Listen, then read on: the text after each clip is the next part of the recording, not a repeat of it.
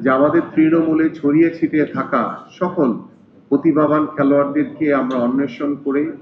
তাদের মাধ্যমে আমরা ভবিষ্যতে বাংলাদেশের প্রতিনিধিত্ব করার মতো সেই সকল গুণী প্রতিভাবান খেলোয়াড়দেরকে বাছাইয়ের মাধ্যমে আমরা আগামীর বাংলাদেশে ক্রীড়াঙ্গনের একটি পরিবেশ এবং ক্রীড়াঙ্গনের একটি বাংলাদেশ গড়ে তোলার জন্য আমাদের বর্তমান সরকার আমরা বদ্ধপরিকর এবং সেই লক্ষ্য বাস্তবায়নের জন্য আজকে আপনারা যারা ক্রীড়া সাংবাদিক এখানে উপস্থিত হয়েছেন, আমি আপনাদের কাছে সবসময় সহযোগিতা চাই যে আপনাদের আজকে মারিয়ার বিষয়টি যখন আমি গত কালকে সকালবেলা দেখেছি, তাৎক্ষণিকভাবেই আমি আমাদের সচিব মহোদয় এবং আমাদের এনএসসির নির্বাহী পরিচালক আমাদের দৌলত সাহেবের সাথে কথা বলে তাৎক্ষণিকভাবে সিদ্ধান্ত নিয়েছি এবং আমি আমাদের মাননীয় প্রধানমন্ত্রীকে বিষয়গুলো অবগত করেছি এবং তিনি সবসময় আপনারা জানেন যে আমরা সরকার গঠন করার আগেই আমাদের মাননীয় প্রধানমন্ত্রী দীর্ঘদিন ধরে যখনই কোনো খেলোয়াড় কোনো অসহায় অবস্থায় তার জীবন চলছিল ঠিক তখনই তিনি আমাকে নির্দেশনা দিতেন যে আমি যাতে ওই ক্রীড়াবিদের পাশে গিয়ে দাঁড়াই এবং আমাদের মাননীয়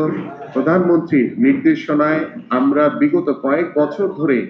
আপনারা সকলেই অবগত রয়েছেন অনেক প্রতিভাবান খেলোয়াড়ের পাশে তিনি কিন্তু এখনো আমাদের সেই সহযোগিতা আমাদের মাননীয় প্রধানমন্ত্রী সেই সহযোগিতা কিন্তু চলমান রয়েছে এবং এটি সবসময় ওই পরিবারগুলো ওই ক্রীড়াবিদদের প্রতি আমাদের মাননীয় প্রধানমন্ত্রীর এই সহযোগিতা অব্যাহত থাকবে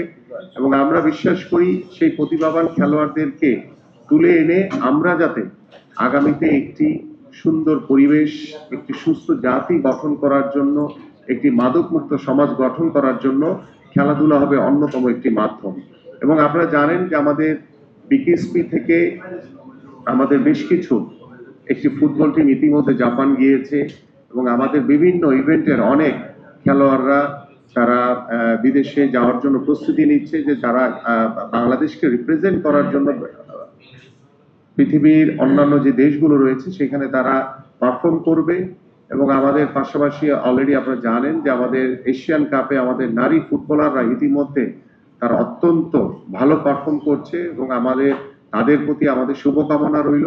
এবং পাশাপাশি আমরা গুণীজনদেরকে সম্মানিত করতে চাই আমাদের মাননীয় প্রধানমন্ত্রীর যে লক্ষ্য যে উদ্দেশ্য আমরা সব সময় গুণীজনদের পাশে রয়েছি গুণীজনদের পাশে থাকবো এবং গুণীজনদের সম্মানের মাধ্যমে আমরা যাতে ভবিষ্যতে আরো গুণী ব্যক্তিবর্গ